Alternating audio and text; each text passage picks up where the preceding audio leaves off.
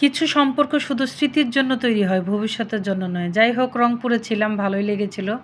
আজকে ছোটো মামা শ্বশুরের বাসায় যে ভাত রান্না করা হয়েছে, মুরগি ভুনা করা হয়েছে, কি আয়োজন করা হচ্ছে আমি সেগুলোই আপনাদেরকে দেখাবো। মুরগিটা এত সুস্বাদু হয়েছে যেটা বলার বাহিরে। আর এখানে গুঁড়া মাছ চচ্চড়ি করা হয়েছে, মলা মাছ। মলা মাছটা খুবই সুন্দর হয়েছে।